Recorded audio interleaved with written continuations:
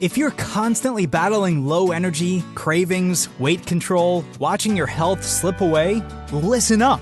There's a simple daily protocol they don't want you to know about that's helping people ditch their meds and reclaim their health. Up to 88% of Americans potentially suffer from some degree of insulin resistance. The Feel Great protocol is a simple two-step daily system designed to help your body work with you, not against you. Step 1. Unimate, a powerful yerba mate extract clinically shown to boost mood, increase mental clarity, and support fat burning. Step 2. A patented fiber matrix called Balance. Taken before meals, it helps regulate blood sugar, curb cravings, and support healthy insulin response. That's it. No crazy diets, no meds, just science-backed support your body actually understands. Feel Great is perfect for you if you have low energy, weight control, high blood pressure, high cholesterol, poor sleep, diabetes, snacking, sugar cravings, gut health, systemic inflammation. This isn't a trend, it's a transformation. Start today to reclaim your health with the Feel Great protocol. You got it. Hey girl, so Barack Obama has added his name to the list of Democrats who oppose voter ID. Only problem there is his signature healthcare law, Obamacare, requires ID. You need voter ID to get Obamacare. So like Barack Obama coming out against voter ID is like J.B. Prisker coming out against Arby's. Like, cut the shit. We know you like it. Okay, Democrats keep telling us they're protecting democracy, yet they refuse to support a voter ID law that 84% of Americans want, including 76% of black Americans. Yet Chuck Schumer goes on TV with a straight face and says voter ID laws are Jim Crow 2.0. Does that mean 76% of black Americans want a rematch with Jim Crow? Fuck no. It means Chuck Schumer is a lying, race-baiting buffoon. Yeah, I've said it before and I've said it again. If an Olympic country was fighting against drug testing as hard as the Democrats were fighting against voter ID, you'd go, oh yeah, they're cheating. Because they're cheating. Okay, they can't give us any reason why we can't have ID. They're like, oh, it makes it harder for women and black people to vote. No, it doesn't. You need ID to drive a car. You need ID to open an Uber account if you can't drive a car. You need ID to open a bank account. You need ID to go to the doctor. You need ID to board a plane. Think about that. In the Democrat worldview, the movie Snakes on a Plane couldn't have happened because Samuel L. Jackson wouldn't have had ID to buy a ticket. I'm tired of these motherfucking ID rules on this motherfucking airline. That's the whole movie. And it's so disappointing to me that Barack Obama is using his legacy as our first black president to divide us endlessly over race. Like, dude, you were the proof that the vast majority of the country was past racism. Like, I understand there's still individual racism out there. I get it. I've heard Jasmine Crockett talk about white people. I've heard Zoran Mamdani talk about Jews. Yeah, we know individual racism exists.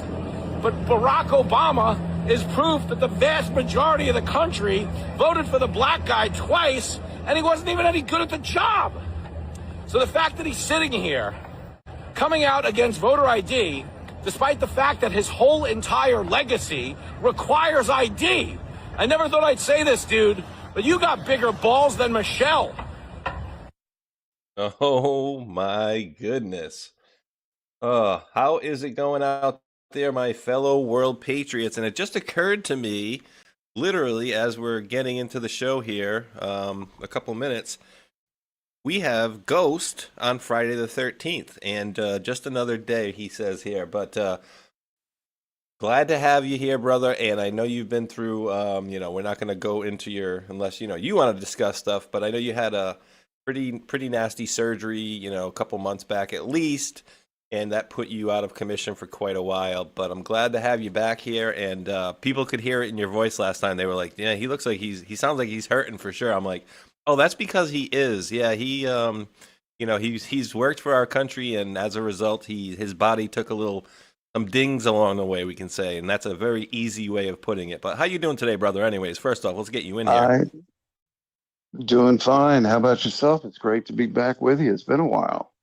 Yeah, it absolutely has been a while, and yeah, I'm glad to have you back, brother. And I'm just glad you pulled through because I know you had a very doesn't look. Let's just put it this way: the X-rays you sent that I finally did see yesterday, they didn't look so hot, and so I don't know that I would be as chipper as you would be with going through what you did, but that was didn't look fun. It looks like you got some extra Oh, hardware. You like the Bionic Man now? yeah, that's exactly what my surgeon said to me. He puts his hand on my shoulder. We're looking at the X-rays. He says, "This is about a month after the procedure." He says, "You truly are the Bionic Man," and I'm going, "Yeah, fun," but I have no other complaints. I only have mild high blood pressure. No other things. Everything works great except being fused from L2, 3, 4, 5, and S1. Yeah, you kind of got to readjust. And it was bad the year going up to it. It was, I know I have to have the surgery, but I don't want to have the surgery, but I have to have, that thing that you go through, and it's inevitable. So we didn't put it off too much longer. Yeah, And I'm glad it, you did it. So you feel hopefully you feel a lot better than you did before. I know it's a tough oh, thing, but yeah. good, good, Oh, good. yeah. God, before it was miserable. And I don't wish it on anybody. I don't care who they are. I don't wish that on anybody. But I'll tell you what, the procedures now, they're improved since the very first one, where they take, basically take muscles, bone, and all, and then throw in these rods and screws and all of that for a couple of layers. And then the last two have actually gone in through the side, and you're under maybe an hour, and you're by the time you're awake, you're able to stand up by the time you get back to the room. And of course, it's uncomfortable, but it's nothing you can't deal with. And I'm just grateful I bounced back. And okay, another 10 years, I guess, until the next one. I don't know. Yeah, I well, hope. well, as you're recovering, you may have, and I know you do notice, so I say that tongue in cheek, but you may or may not have noticed that the country is kind of getting crazier and crazier, and now we have, Donald Trump is out there and he's blocking for his friends, and I keep having to remind everybody about the first person to bring out Epstein Island publicly, right? So as far as my memory goes, nobody gave a crap in the early 2000s when Epstein was arrested, essentially, right? Because not a lot of people knew about it. Then, kind of going forward to Right. 2015, you had Trump come in at CPAC and basically say, "Hey, Bill Clinton's going to have a lot of problems with that island and da da da da da, this, that, and the other." And then again, still, where was all the outrage, right? Nobody gave a crap until Trump came out all of a sudden and he was like, "Yeah, it's a Dem hoax. It's a Dem hoax. They made it up." And then Yep. it was like vitriol foaming from the mouth. And then people started going, "Oh my God, I need to see this. I need to see this. I need to see this." And I'm looking back and I'm thinking, wow, people just can't really see, what the hell's going on here because to me it's like pretty amazing that they're starting to a lot of people, and I don't know if they're rhinos or people that are being paid or, and maybe some people are just gullible, but they're falling for the whole thing of like, oh, Trump's just blocking for his friends. And as we see people around him getting exposed, I'm like, I think this is par for the course. I'm actually enjoying this, but a lot of people are getting exposed as we speak. As we speak here, Ghost, we talk about Obama there. Here we have Epstein was communicating with both Bannon and Obama. Susan Rice, lawyer Kathleen Rumler. Maybe some rumblings in there. Maybe Bannon was trying to, screw with Trump through Epstein. Another big player, I believe, in the long scheme of things, Kathleen Rumler here has resigned from Goldman Sachs after Epstein stuff. Hmm. Um, this stuff I thought was interesting as well. Tom Homan announced, "Oh, hey, we're backing out of Minnesota.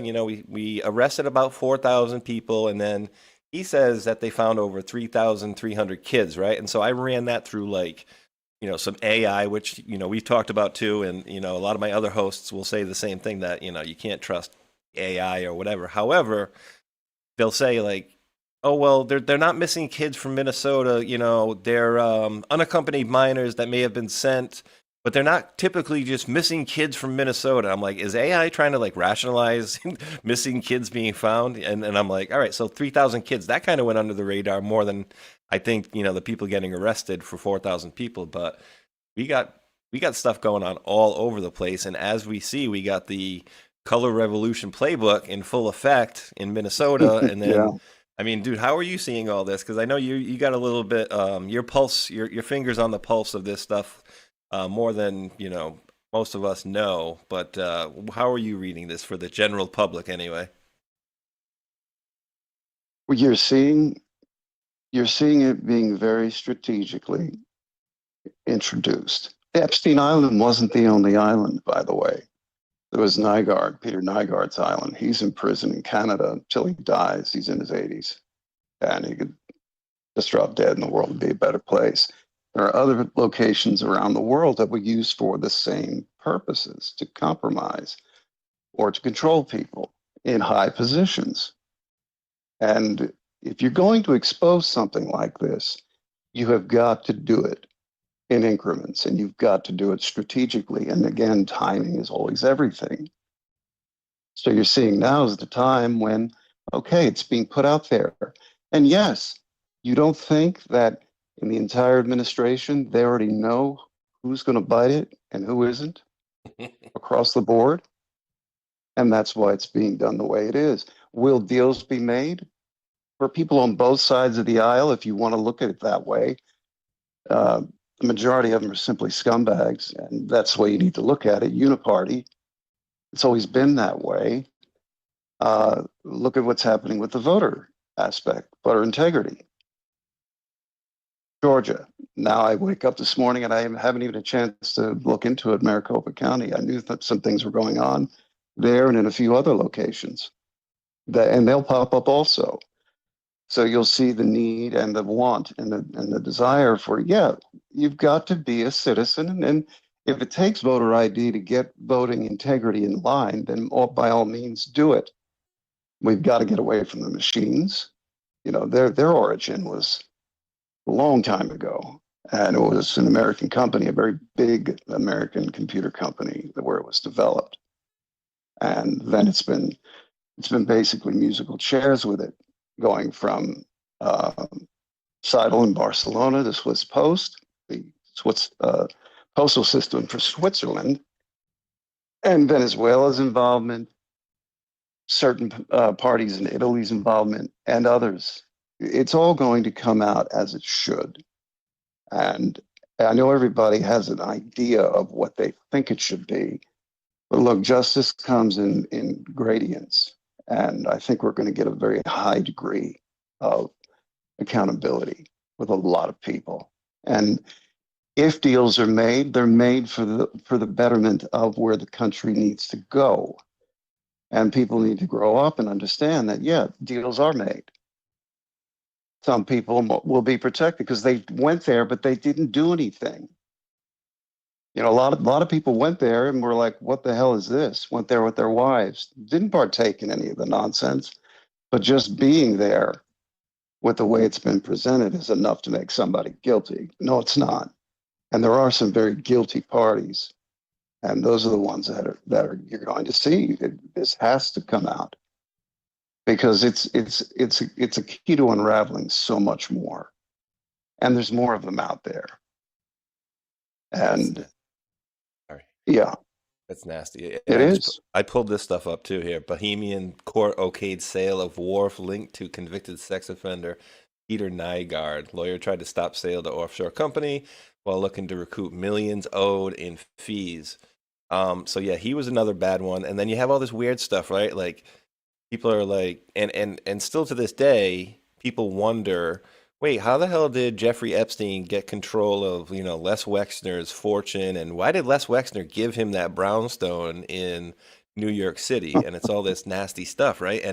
And so you might, you're probably right. Like I could see, like, say if we get down to things and you have like, Mike Spaceshot, went to the island with his wife one time, okay, and then never returned. Okay, that's one thing. Or, if you got Bill Clinton and his wife going there 24 times, that might be a little bit different of a situation. And then, Now we're seeing the code words as far as beef jerky and tuna. Like, tuna was a new one for me, and Hot beef. dog, pizza, Dude, all that. did you see the emails about like refrigeration and stuff like that? And so Hulk had a good one for the show Hmm. last night, which was, wait, you don't need to refrigerate beef jerky. But they were very worried about refrigeration of what they're calling beef jerky, and having a Yeah. specific time and a specific chef for it. So, you kind of go back to the drops, and these people are sick. These people are crazy.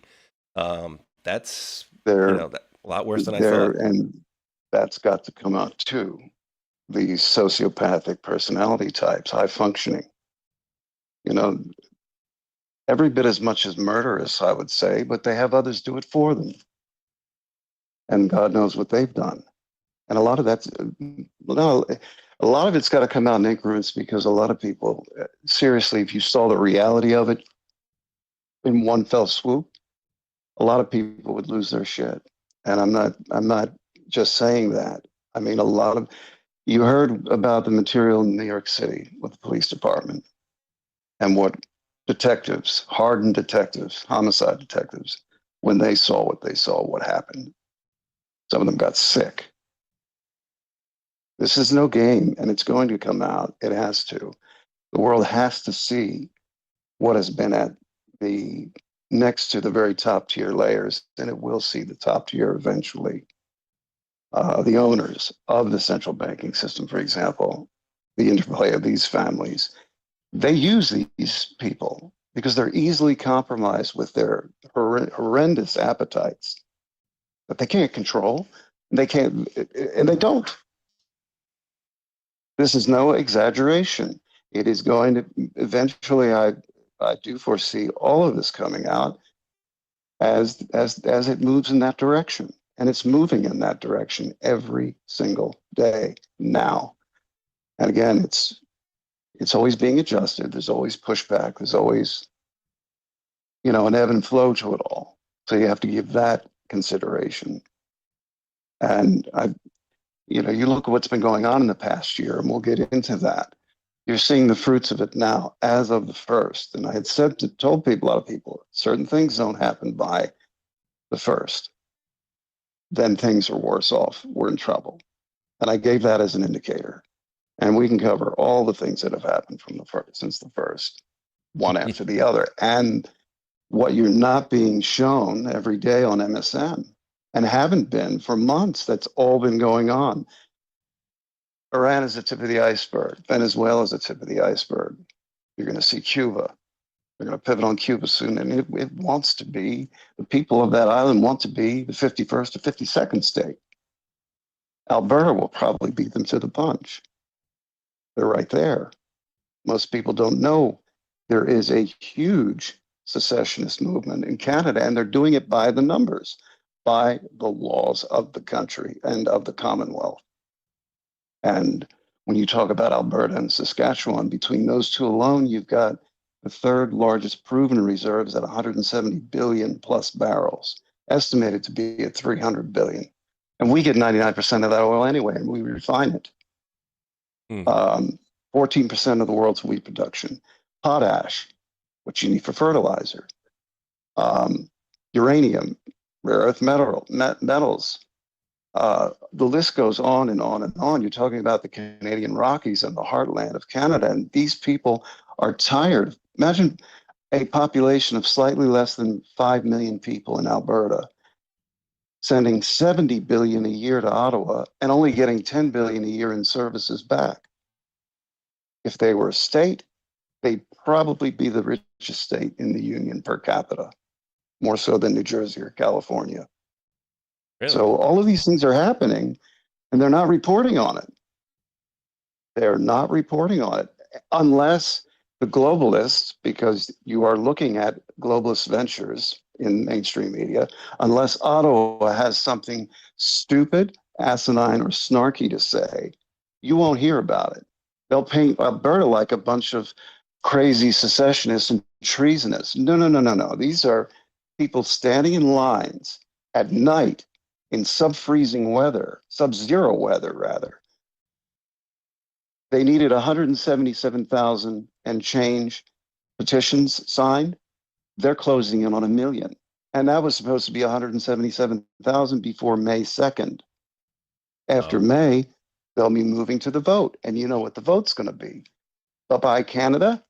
Hello, US. And that's huge. And you know, the funny thing is too, I saw this. I may be able to find it, but I had a link that I don't think I ever got to show the other day in one of my shows because there's always so much craziness going on. But it was essentially President Trump in the White House.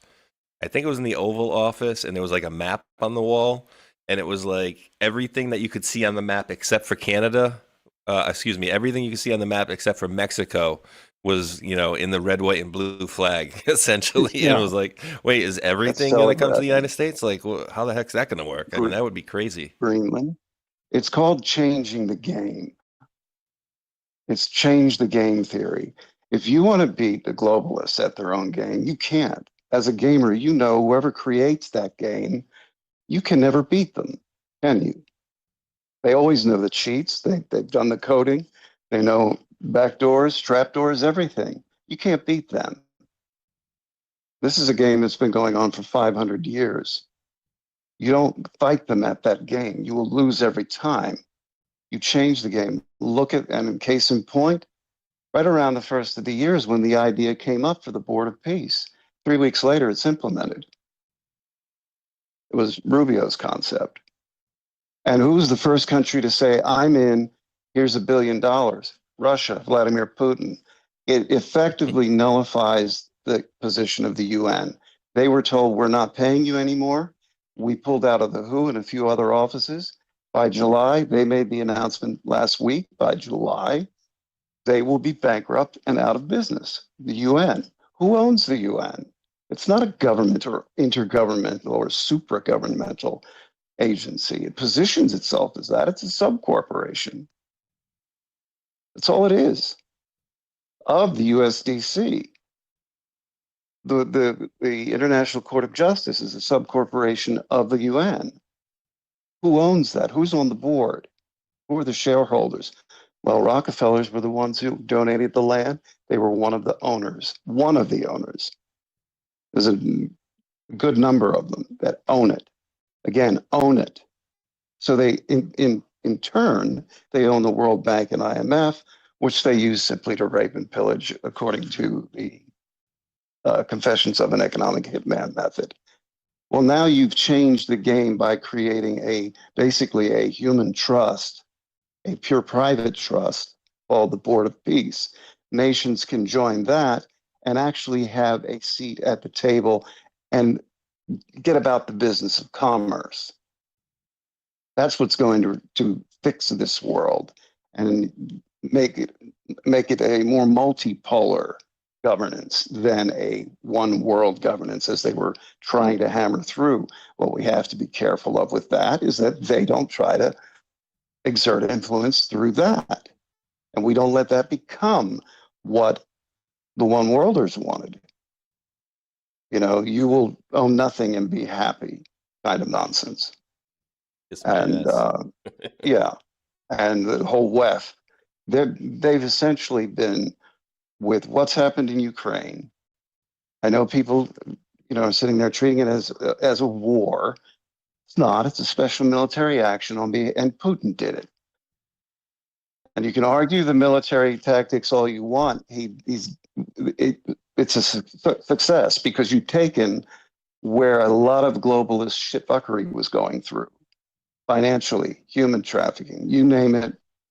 Half the arms that were sent there wound up in Nigeria. Good reason they're there, but nothing was what it appeared to be. He nullified over 50 biolabs. 15 of them were doing some very, very dangerous shit. Can you imagine genetic weapons? Well, that's been around since the 80s.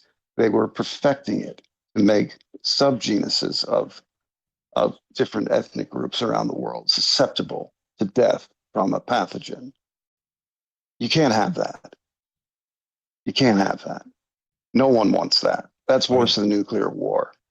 Stuff they were doing to dogs. I mean, stuff that our, NIH or whatever under Fauci was doing to like just dogs, right? Like torturing the dogs. Like that's stuff we know about. And just imagine the stuff that they're not telling the public about that they're doing over there. And I did find that that photo, Ghost. It's up on the screen here. It's like America. It's America. America. America. There's America. And to your other point, we had this guy. I don't know if you've ever.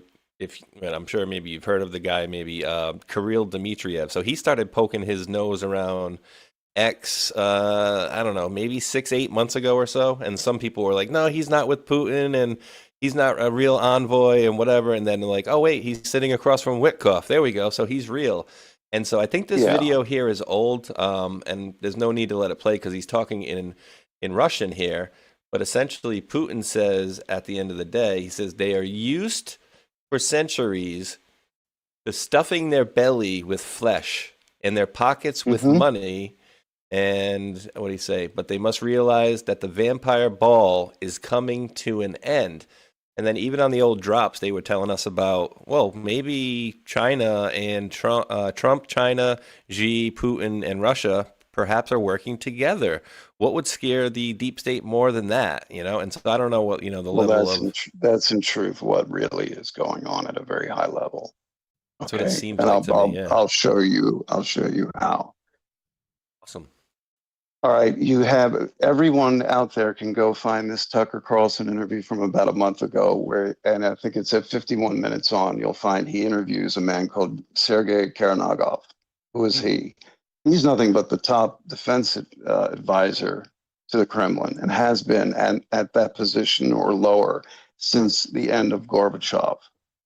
Now he says unequivocally in that, and Tucker's like, huh? And he questions him and he repeats it.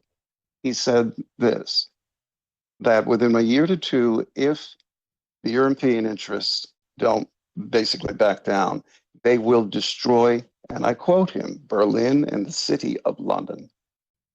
Ooh, not London, the city of London, yes. Exactly. They're not mincing words. And he said, if we have to be the ones to rid humanity of this evil, we are more than happy to do it, and we will do it. And Tucker says, so 2 years, a year? He says, more like a year, maybe less, but a year. So basically, they have a year to back down from what the good guys are doing, usurping the UN. And the largest pivot comes. I said 6 months ago on a few shows, right after the surgery, I was saying, you're going to see a realignment of nations that'll be very surprising. And it'll go against all the geopolitical pundits and all of the little think tanks out there. But what you're going to see, what did Trump say when he was running? We're going to master and dominate the world of crypto. Now, if anybody knows the real story of where crypto came from, it was a DARPA project. It was a number of brilliant minds that came along with concept of blockchain, ledger-based, and that's only improving. Now think about this. You pivot over from the central banking system to having Bitcoin, say, renamed, but it then becomes the reserve currency. And XRP, XLM because DTCC uses it for, they own it now, and they use it for settlements, clearing of transactions, same as SWIFT. But think about it. You pivot away and you've got the United States, Russia, China, India, Japan, South Korea, Singapore, Brazil, and possibly a few others, maybe two in Europe. I would imagine Italy and Norway, and maybe even Finland. All of a sudden, you've got a whole new basis for international commerce. You don't need you phase out the central bank. And in doing so, what has he been doing consistently since his first term? Tearing down the collection arm, or the IRS. The idea that you pay taxes, this is where my tax dollars go. I want to slap the TV when I hear people say that. Yep. Your tax dollars are paying interest on bonds that were created based on the dollar amount created out of thin air one day 25 and 30 years ago, you're paying the interest and principal on that today. Your tax dollars aren't paying for crap. It's all a shell game. If it was It's paying for the all a roads, dog we and wouldn't. pony show. If it was paying for the roads, we wouldn't have potholes everywhere. Well, you know, the taxes pay for the school and the roads, and it's like, well, how come schools a lot of places are kind of breaking down, and why do the roads always have potholes everywhere? And yeah, there's a big to do about, you know, and we've talked, you know, I think off air, maybe on air, about these weird accounts that may be in our names that you know, are connected to our social security numbers. I think that It's true, and it's a very complex system, it's and it's administered crazy. out of the Vatican Yeah, it's and the bananas. Bank of England and the central banking system, BIS.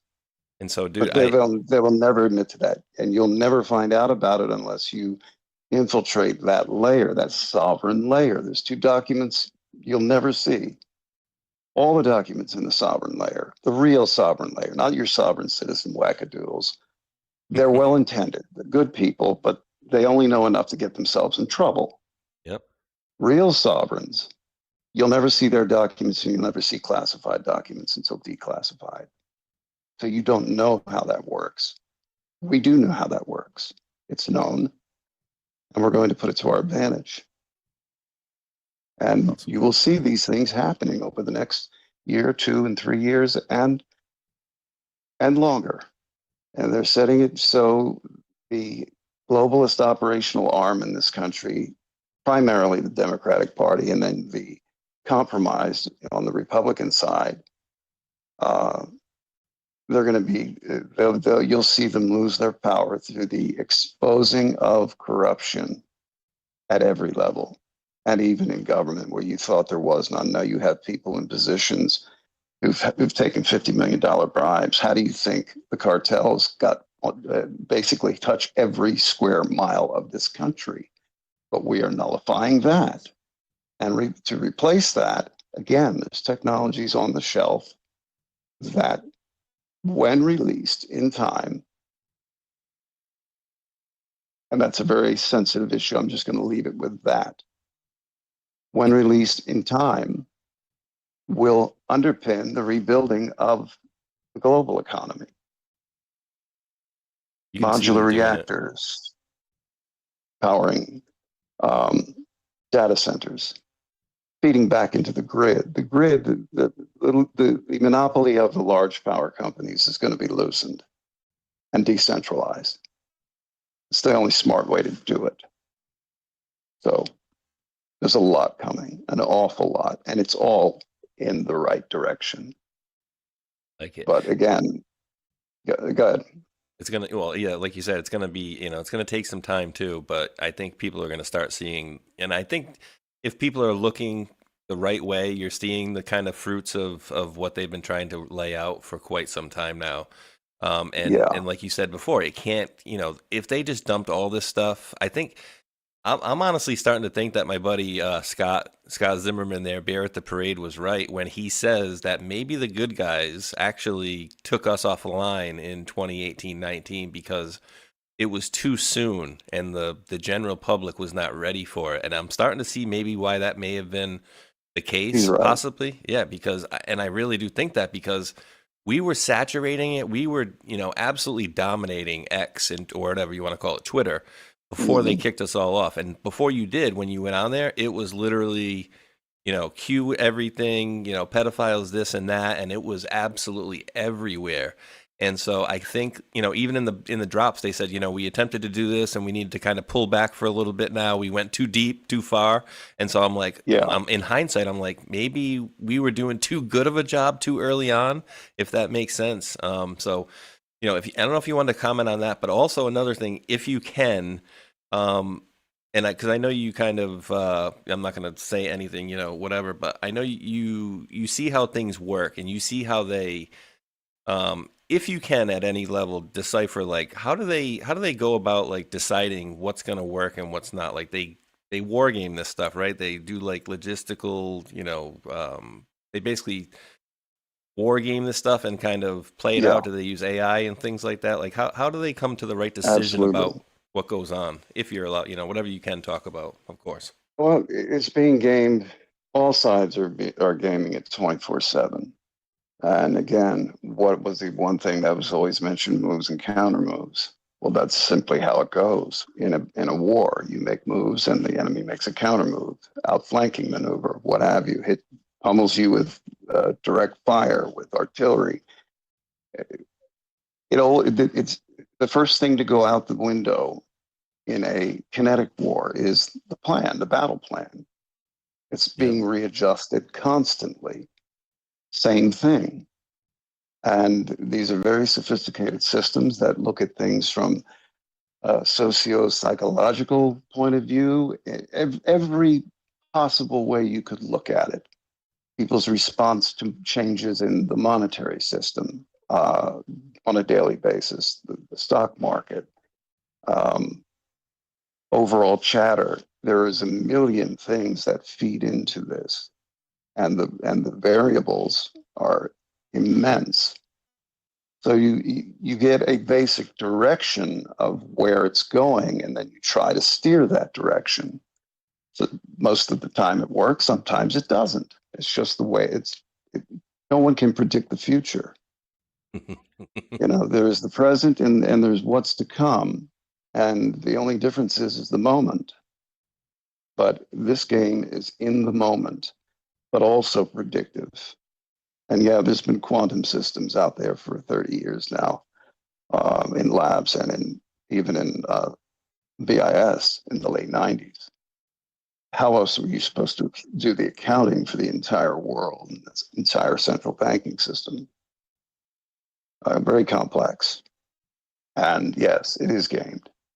That's crazy. I don't know if I've ever asked you about this before too, but because we're talking about like you have tomorrow, today. It's always the now, right? It's always now. It's never 5 minutes ago. It's never 5 minutes from now. It's always the now, right? But you talked about a little bit ago about not being able to change the future, and I don't know if I've ever asked you this on or offline because time's going like crazy. But they talked about, and I don't know how real this thing is. Maybe you could comment if you think it's real or if you heard it's real or not. But some of these interviews going back to maybe, the early 2010s I was watching, where they were talking about like this project Looking Glass, when they were looking in the future at a certain date. They were saying essentially, no matter what we fed into this computer or this machine that would show us essentially glimpses of the future, at a certain point, all of the timelines kind of went down into one narrow road that they could not change after that point. So I don't know if you've ever seen that, if there's any validity to it or not, or any comments you want to At make on that or not. at one time, that was an accepted view, and then they were saying even those who were in the remote viewing, and it's much more sophisticated than just remote viewing, couldn't see beyond it. No, that's not true. There's been a lot of long range vision in that respect, both ways, both in machine predictions and, let's say, human uh, looking, seeing into the future. And yes, there is quite bright on the horizon. There is a future.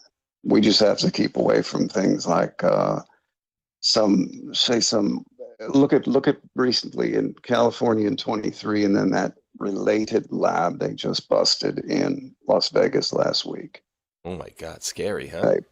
Yeah, because you get a few microbiologists with who have some, say, warped sensibilities of the world, and give them standalone AI that they are feeding only that material into. Imagine what they can do.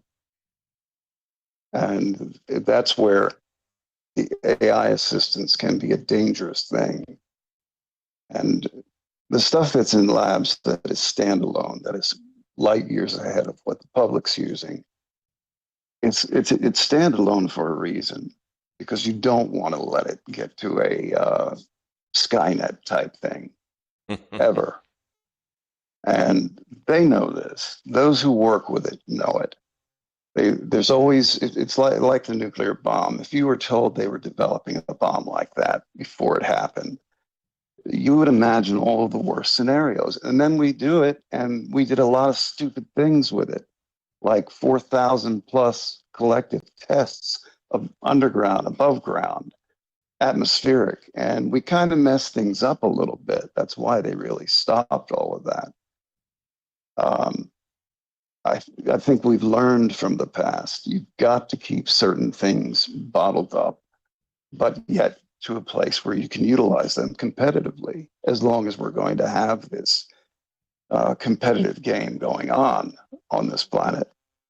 And so, that kind of stuff scares me more than worrying about uh, the blustering from this dying regime in Iran, or any blustering that's out there by another major nation state. A lot of that usually is some idiot. They say something like, do people know what's going on in China now, for example? This general that was right beneath Xi, grew up with, their fathers fought together in the revolution, Maoist revolution.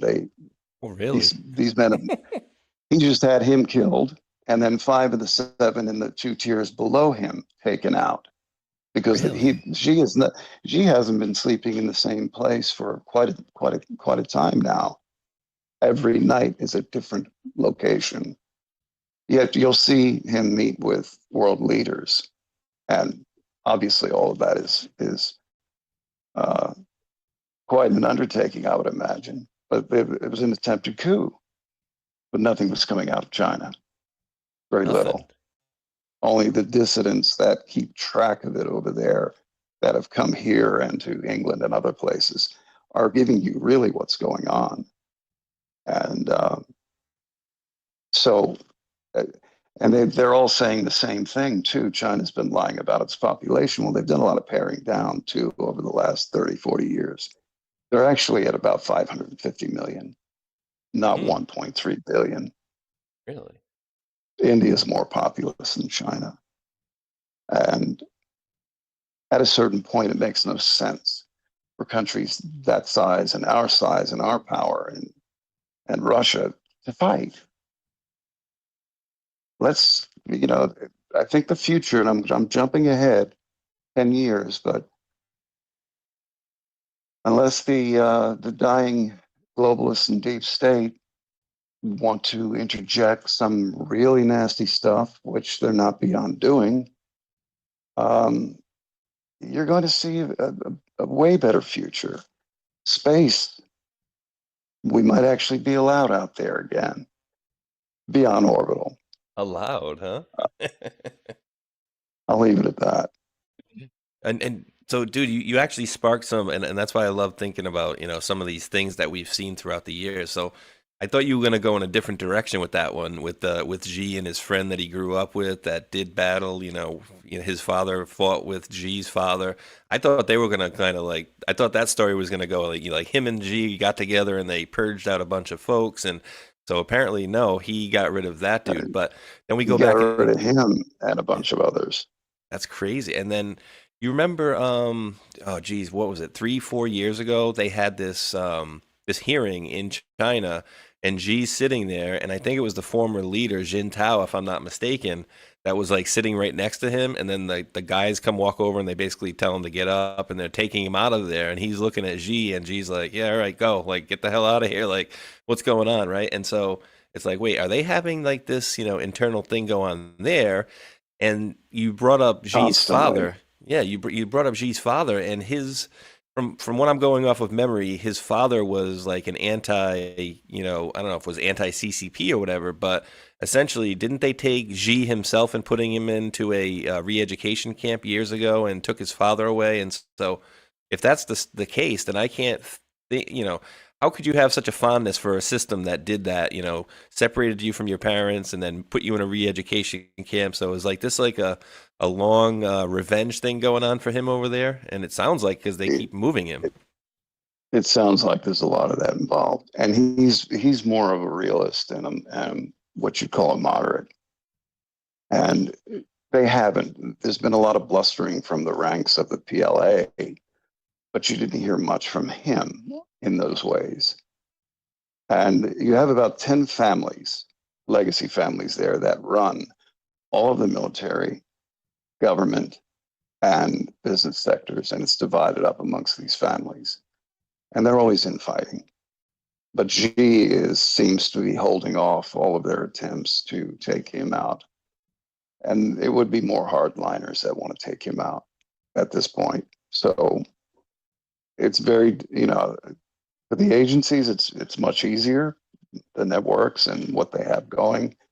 But even for high level trackers of these situations, it's difficult to gauge what's going on in China because they do keep a lid on everything. And there's a lot of bad things going on there. Death bans. Don't say the wrong thing, and don't let other people hear you say it, because they will pick you up and either throw you in prison or execute you and harvest your organs. Not a joke. Around Wuhan, it was estimated when COVID hit that 25 million have died, not of COVID, of the resultant experiments and the cell system over there that was weaponized. And Wuhan just happens to be where the highest concentration of Chinese Christians live. Oh, really? Another thing people don't consider. And 4 hours drive roughly outside of Wuhan is a Pure Bright Institute office. When you trace the origins of say MedImmune Incorporated and the patents going back to 97 into 2010 with H1N1, Pure Bright was behind it.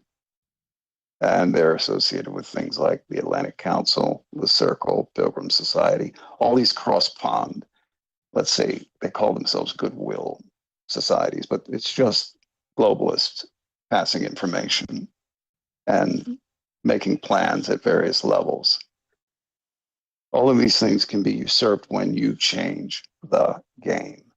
You've invented the game. Board of Peace, you just invented a whole new game outside of UN jurisdiction, which its jurisdiction is tenuous at best. But if people only knew all of the things that had been implemented and were in place in this country through the UN, that was for a crackdown on what you would call patriots decades ago. This war has been going on a long time. And the history of what's been done inside this country. Look at Minneapolis. Why is that such a flashpoint with George Floyd? Okay, the guy was a bum, and the police didn't kill him. The reality of it finally came out. Why is it such a flashpoint? In 1987, the first cell of Antifa was placed and financed there. You want to trace that back? Trace it across the pond, MI6. Wow. Our real enemies, our And original enemies. globalists. Yeah. Mhm. And did we ever really win the revolution? No one, once they got the central banking system back in and Canada established fully, they were always afraid of what would happen if this continent became what it is becoming by decision, not by force. Say with the joining of Alberta and Saskatchewan and possibly 5 more provinces joining the US. All the resources, all of that land, still a very small population considering the amount of land in North America. And they knew what would happen. Well, it's happening. Now, some will say this is just globalism reshuffling itself from a unipolar to multipolar rule. That's what has to be watched out for. Not that is it happening? It is happening. The globalist agenda that has been thrown in everyone's face since Clinton, Bush, Obama is now nullified. That approach is dead. What we have to watch out for is that the new approach doesn't factor in for their same rise. You nullify these legacy families, 60 odd here and about 45 to 55 in Europe, by changing the game. You've nullified that entire agenda, in effect, for good. And that's what you're seeing. The release of Epstein files. He's a high-level operative for several agencies, not just even for not created by U.S. Also by two external. But again, in all of these things that created things like that, you have infighting. Those who work for the globalists, essentially, or of that mindset, and those who aren't. And those who aren't that's who's winning right now. And it's a shame we lost people like Scott Bennett and Robert Steele and a number of others that people don't know about. And yeah, a lot of people have been lost. And one day I would hope it would be in history books what these people did and what they sacrificed to do it. And it's the war that's going on all around everyone, and they're not seeing it. They're in a separate temporal reality. That temporal reality is now being recalibrated to get in line with what has really been going on for decades and centuries.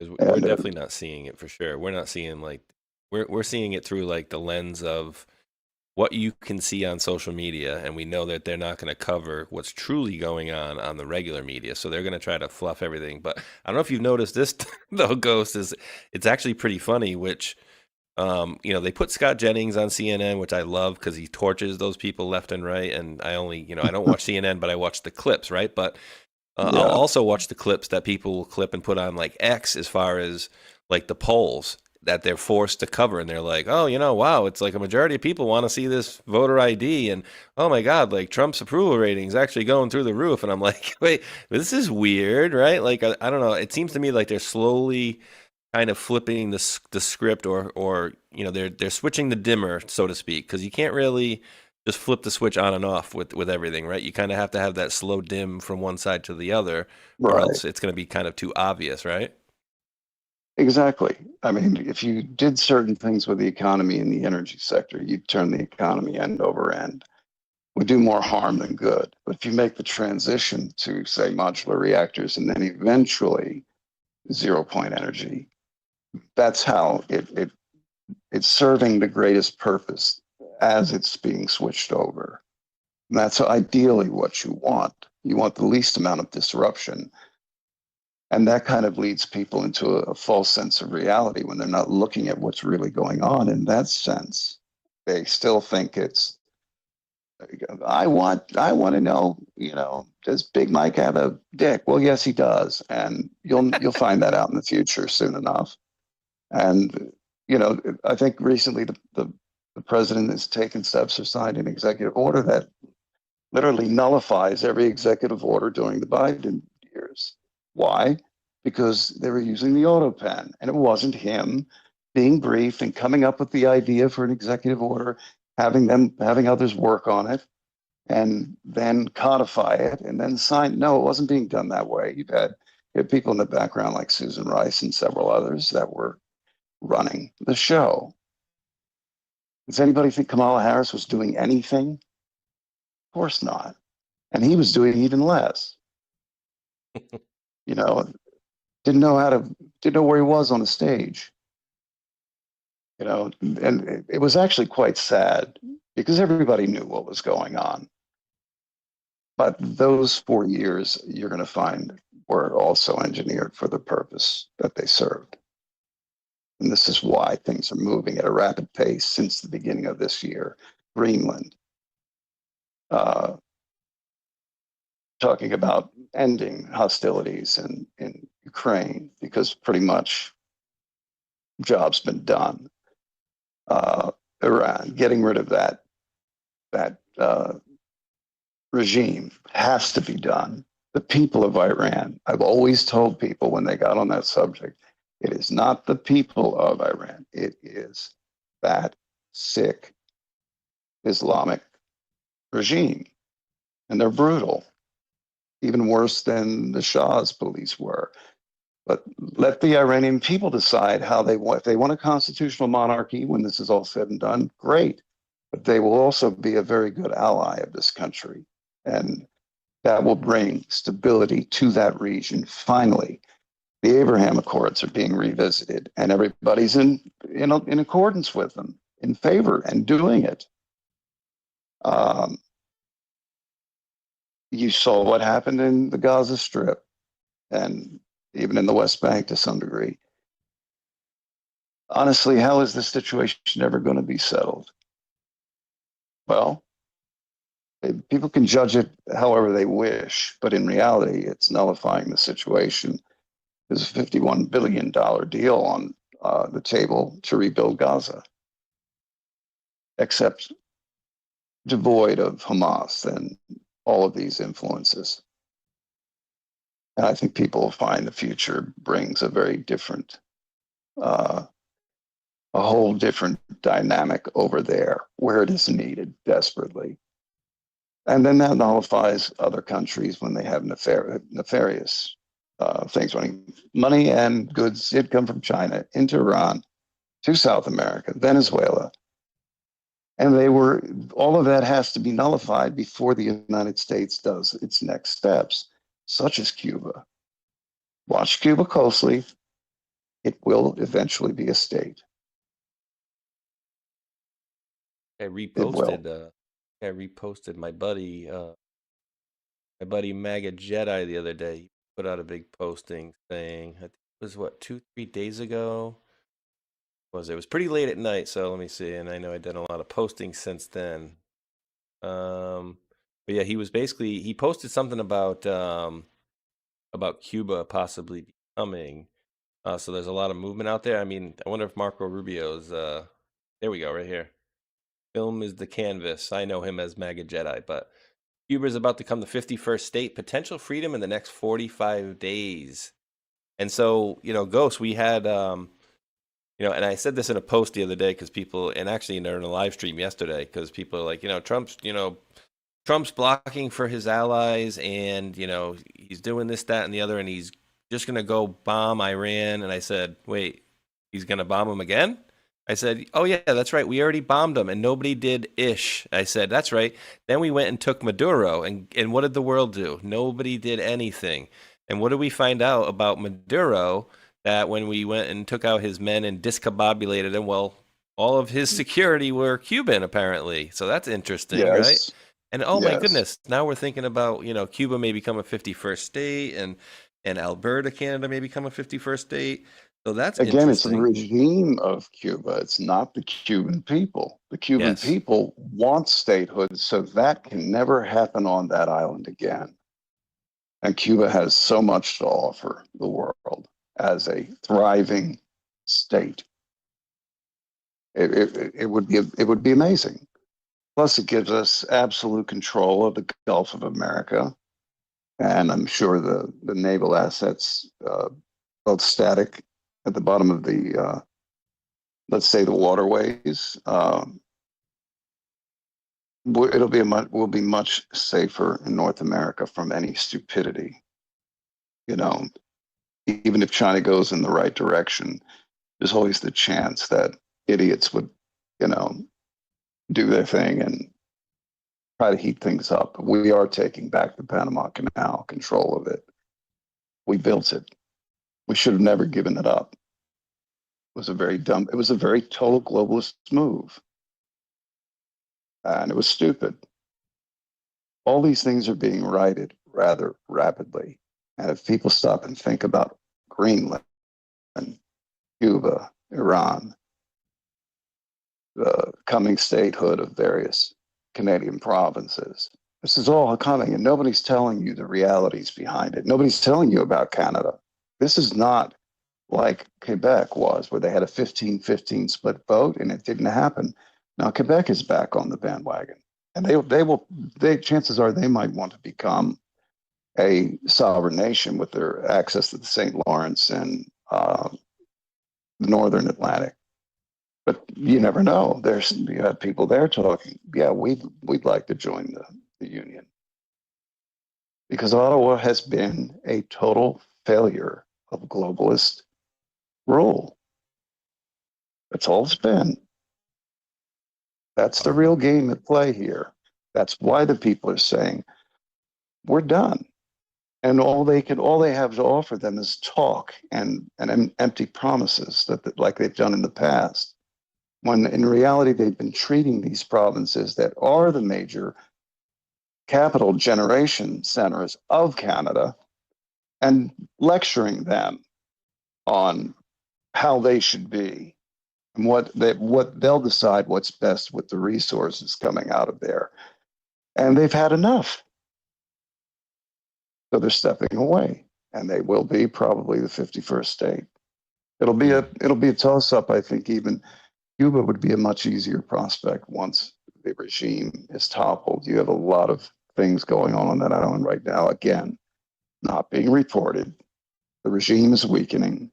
Military is weakening. Some are leaving.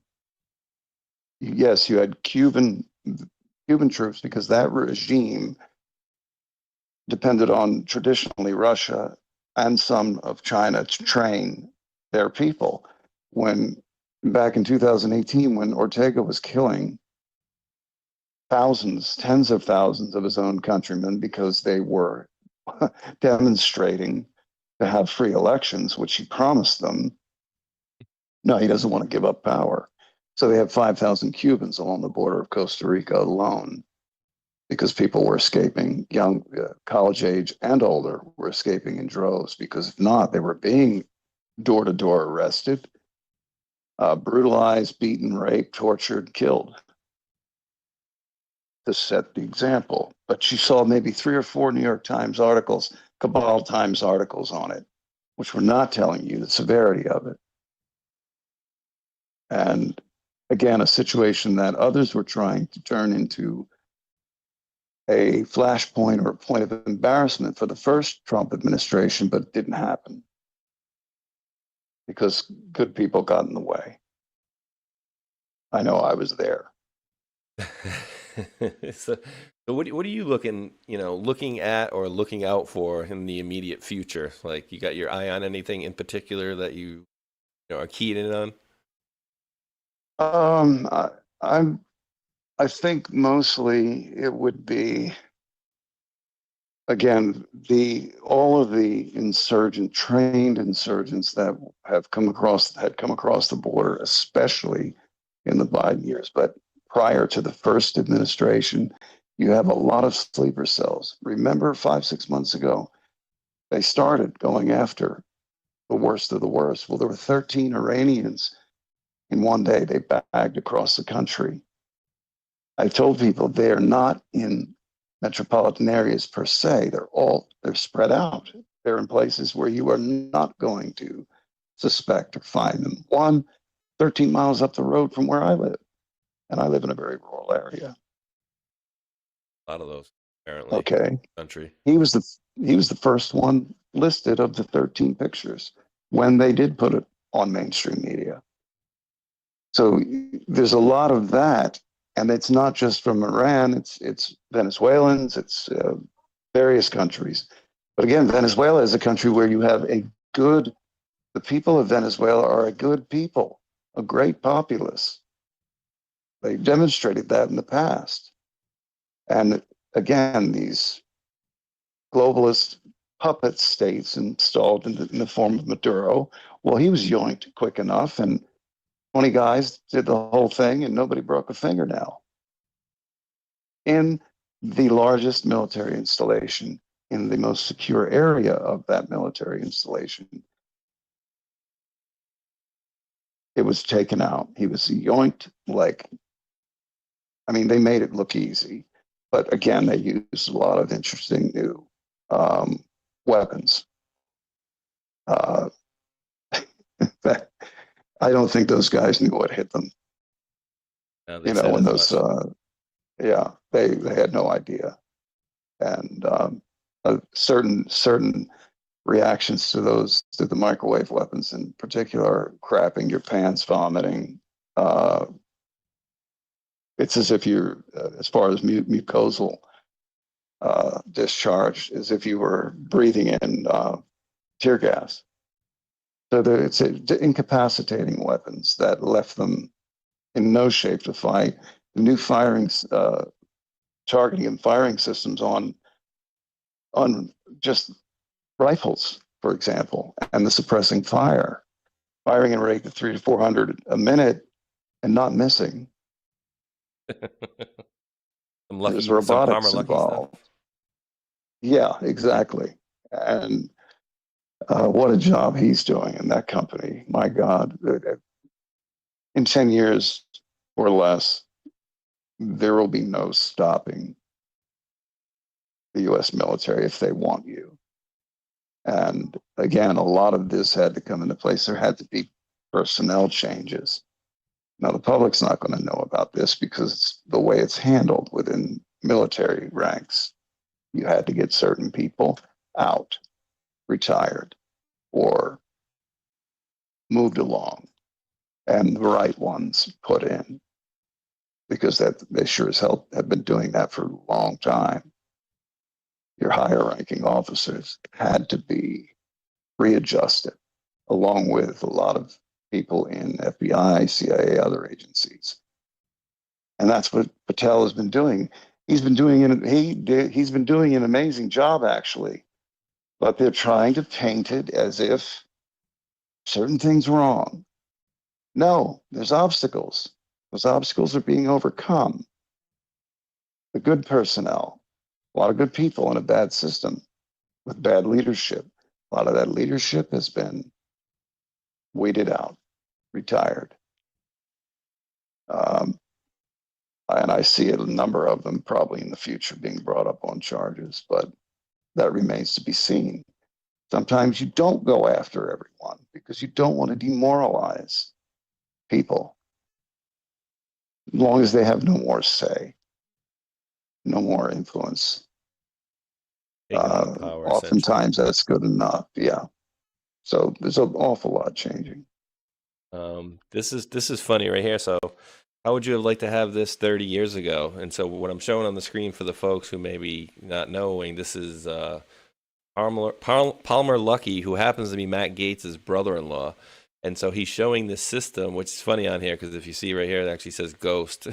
It says Ghost-X. But so he said, like, this thing kind of mixes with the with everything in the environment. So essentially, like satellite, when you put this drones, other helmets, drones, other helmets, everything. yes. So everything that drone sees goes down to there. And then he said even if like somebody's looking over in this direction, they'll hear things better over there, and if they look here, they'll key in, and you can hear things better in this direction.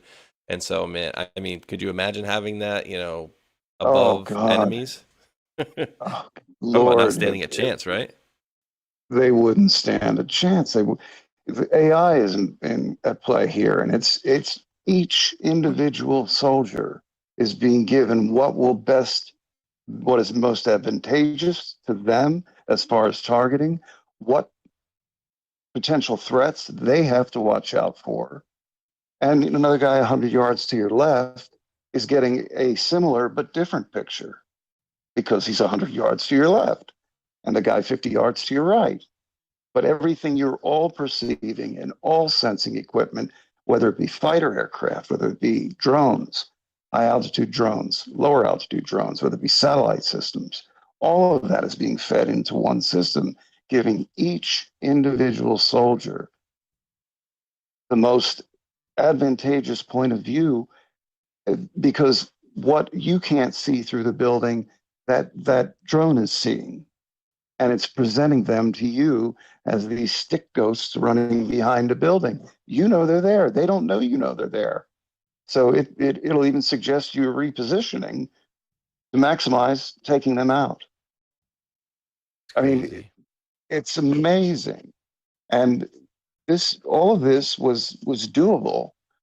It's just that it takes somebody like a Palmer Luckey to say, why don't we just do it? Again, create the game. That's awesome. Dude, it just kind of popped into my head because, obviously I don't think as fast as Palmer Luckey here, but like as you were discussing it, I was thinking about the reports from the Cuban or some of the people that were alive still after the attack, right? And so what they said was all of a sudden there was a wave of drones came in, and then I forgot if they said they got discombobulated first, and then the wave of drones came in, or whatever. But essentially, the wave of drones came in, and that just kind of clicked in my head like snap finger. All right, so they come in with the drones, fly by you, they map that area, and now you know where everybody is around every single corner, and they don't have a clue where you're coming from. So it's like shooting fish in a barrel, essentially, at that point. I mean, that's crazy. They're incapacitated, number one, with the infrasound or the microwave weapons. Number two, you know where they are, and they don't know where you are. Almost unfair, and but game you want over. that. Yeah, exactly. You always want that advantage. You have and essentially, as an individual soldier, you have the high ground all the time. You have the bird's eye view, but it's presented to you on the three-dimensional plane in front of you. And even logistics, battery pack power down to the individual, all of these things are being calculated at the same time. So you know if you need to switch batteries, or you know if a battery's gone out. You know if someone else needs a battery, for example. And these are simple examples. It gets more complex than this. So you can just pull one out of your pack. Here, take it. You need it, I don't. And it's just amazing. Amazing. You couple this with your tier one operators. It's almost it's 100-year leap, right? Compared to the way things are going in most militaries around the world. And you're way far beyond ahead of them. This guy's making friggin' this mad scientist over here is making friggin' body armor batteries. Body armor batteries. Isn't that crazy? He says a combination of battery, computer, and ballistic plate. And so here's the craziest part. Let's let him listen for a second. I'll give your pipes a break for a quick second here. Come on, Palmer. Because, I mean, the technology these guys are coming up with is just like, what the hell? Oh, the cool thing about this is it's a combination battery, computer, and ballistic plate. And so here's the craziest part about this. Normally you would wear a plate and then you would have to wear a battery and a computer. That's how everyone's always done heads-up displays before. And I realize that's crazy because you need that space for other stuff, right? You want to be carrying ammo, you want to be carrying equipment, you want to be carrying grenades or admin stuff. You can't use your most valuable real estate. You should combine those two functions. So the cool thing, you got to think, like, what would happen if it takes a shot? Yeah, right. But what happens if it takes a shot in the chest? Like, I think maybe that was the concern in the past. Like, if we integrate these things, but maybe technology is good enough that it can protect, the computer and stuff that's inside of it. The kind of batteries he's talking about with ceramic, you can take a shot, and the rest of it will still function as a battery. That's crazy. So, if you can take ceramic, or especially the steel plates, my God, those are heavy. You're talking about you load on steel plates, front, back, and side, and all of your ammo, all of your comm equipment, your water, ounces turn into pounds, and pounds just wear you down as time goes on. If you can make that front and back and side plates, number one, light, number two, a source of power. Yeah, any day of the week. Then you can carry more ammo. You can carry more med kit material. You can carry more water. You can carry more of the essentials that keep your body going. Plus, they're also developing exoskeletons. That you can, if you can do an 11-minute mile, let's say, you can do a 5 and 6, 7-minute mile in these augmented skeletons, even if you haven't trained. So imagine when all of this comes online together, it's a whole new realm. And yoinking somebody like Maduro, that was a prime example with what's currently in the hands of special operators, for example. When this stuff comes online fully, and it's tested and perfected, and there's always that time period. and it will get to the point to where it's as efficient and effective as it can be. Yeah, you just change the face of warfare overnight, literally. Maybe be a decade process from when they began to now to where it ends up. But amazing, amazing. And looking at it you here, know, assisted walking in China. So this is just some tech stop or shop or whatever. But he says like, I'm putting no effort into walking, but I'm running so good. And essentially, the guy said like, hey, these legs are worked by AI, and they can sense when you're running, walking, or whatever, and it just helps you walk. And he's like, dude, this is like amazing. I'm not putting any exertion into it, but I'm walking and jogging along like as if it's nothing. So I mean, this is probably a yeah, very scaled down, dumbed down version of what they would give people in the military, but just to show people a little bit of kind of the stuff that they're going with. Because I mean, what is a regular soldier, just a baseline average soldier, you're talking what, a minimum of like 40 extra pounds you got to carry around, maybe that's more. usually an average. If you're going out on, say, a 2 week or 3 week at pack, you're carrying up to upwards of 170 pounds. Oh damn, yeah, no, that's no fun. And you get into a firefight, yeah, you shed, the major component of that, and then you've got your comms and your protection and your ammo and basics with you. But yeah, at times it's quite 200. A 210-pound man is a good sized man, and they're carrying essentially a smaller man in equipment between the weapon, ammo, water, and all your field gear. Everything from, if you're going to carry a shovel, yeah, that folds up, and they're only like 8 inches square. They fold up into now some really great stuff out there, but it all adds up. And if you can take computers and they're let's say behind the armor or in an advantageous position where not likely to take around, and even if they do, they're small enough to be redundant, and the armor itself is a not only source of energy, but it's also monitoring vitals. So they haven't even touched upon the medical aspects of real-time telemetry on every soldier, their heart rate, how much energy they're expending. Hey, you might want to eat one of the souped up energy bars now and drink some water that's got a little electrolyte mix in it. And imagine having that in conjunction with body exoskeleton assistance. You might have to recharge every so often. So what? You work that into the plan, and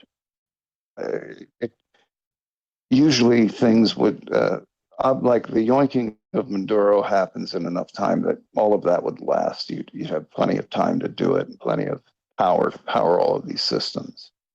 It's just fascinating. I think it's magnificent. It's going to save American lives, and actually it would save even enemies' lives, because they'd realize, hold on, we're surrounded. How did they get here? How do they know where we are? Well, these drones have equipment that can actually see in the buildings. And that equipment that will then be made available on your heads up, where you can look at floor by floor, see where they are internally. There's equipment that does that now, that you can hold up to your in certain types of night vision equipment. Yeah, And that's been around for a while. yeah, and years ago they were saying that you could, I don't know how many people have Wi-Fi over there, but like, say if you have Wi-Fi running in your house, they can ping that Wi-Fi and use it kind of like a laser designator to show like, all right, there's a body here or there's a mass here, and kind of map out the room. And also I was thinking about this, like, It's true. these dogs here or whatever, right? And I'm using this just as a quick example, but I mean, crap, how much weight could one of these things hold? You could have one of these dogs coming along with you, strap 400 or 500 pounds to him, and he's walking along with you, carrying you and 5 guys' equipment Yeah. with you, something like that, like. All of the packs that you'd have a few of those like the larger ones. You load all your packs on that, you can cover twice the ground in one day. You can move faster, and that thing's going to stay right with you. And it's a mule. It is a mechanical mule. and you can recharge from it. So many things that when you integrate all of these different systems, the drones, whether they be small, swarm, or the larger drone aircraft, the man-portable drones, the satellites, fighters flying overhead at altitude, so you're not even seeing or hearing them. All of that is being fed through this system into basically one central brain that's I'm sure is divided into different locations. It only makes sense to do that in case one's taken out, the system doesn't fail. It's like Starlink. There are so many units up there. Now they want to put 1 million, from 49,000 up to 1 million units. Those satellites are working constantly low Earth orbit with comms and data. Everything, all of that integrated into one, gives that warfighter everything they never thought they could know, right in front of them. And Ghost, I know you're a very smart guy too, and I know you like the tech aspect of things and whatnot. So I pulled up onto the screen. Trump Media announces merger with fusion firm TAE Technologies. And so if I'm understanding this correctly, it's like a cold fusion thing, I believe, or it's fusion, but essentially it seems like, we have this huge race, it seems, out of the blue, which, we talked about it, and a couple of my other co-hosts agree with what you said, which is you got to be careful with AI. Chat GPT, they'll give you the wrong answers all the time. But it seems like out of nowhere, all of a sudden, it's like, oh no, we need AI. Oh no, oh no, we need all these power bank systems. We need more energy. We need more energy. And it's like, wait, if they build all of these things that they want for their data centers, then nobody else is going to have power. And then Trump told them basically, hey, you're going to need to make your own power. But then I'm looking at this going, are they going to make their own type of, reactors, or like you're saying, like portable reactors or 0-point energy in the future? But, obviously the portable this is not reactors are ready for deployment. Thorium okay. reactors, they have a 30-year lifespan, and they're scalable. So you have this underground vault where you keep them for safety. They're not radiation hazard unless they're breached, and they're very robust. So you could run a desalination plant that normally you could never afford to power if you were a third world nation, or anywhere between a first world and third world nation. You couldn't afford to power it with modular thorium and other types of reactors. Some type of sodium, other mix. I can't pull it up right now. It's still too early in the morning for me today. But yes, you can do it on the spot. You can build it out so you're only going to use 40% of those modular reactors, and the other 50 you can feed back into the local and long distance power grid. So you're making money as you're producing power to run the data center. The data centers aren't only for AI, but again, AI/blockchain and other technologies that would need decentralized but interconnected data centers. And I believe over 1,000 have been applied for across the country. And what they'll power them with, eventually they can go to small portable units like this of cold fusion, safe and reliable. And nuclear, the biggest propaganda assault in the energy sector has been against nuclear power. Number one, it is your cleanest. If you're a greenie, you should love nuclear power. Don't be afraid of the China syndrome. That's with the light water reactors that we have now. With the new technology, you don't have to worry about a meltdown. You don't have to worry about an explosion of hydrogen gas or a containment building that fails or a Fukushima ever again. And you actually power these modular reactors that are now available for deployment with reprocessed uranium from the old light water reactors. So we could take fuel from every reactor we have that is your typical 3 Mile Island type, except with the new, newer containment, the newer ones. But they're also going on their 30-year lifespans, coming to an end. All of the nuclear power plants in France and Germany, for example, Germany shut down a bunch. They didn't have to. That was all political. You could reprocess what would normally be sitting in a Yucca Mountain for 10,000 or more years. You can reprocess that into usable fuel for the thorium type, or the modular. Let's call it modular because there's various ways. It's basically slow decay, heat generation, thermocouple technology. Same way the Voyager satellites and other satellites are powered. They're using decaying plutonium, which you don't really want to fool with. What these reactors are using is much safer. And when they're done, you simply remove it, replace it with another. And some have a 10, 15, 20, 30 plus year lifespan, depending on the model. A lot of them have been developed up in Idaho, in what used to be called Atomic City. I think it still is. They can be tested to failure in Mercury Flats and area of Nevada. So we know that, and they have been. And you look at something like Creech Air Force Base, where they're running constant drone missions.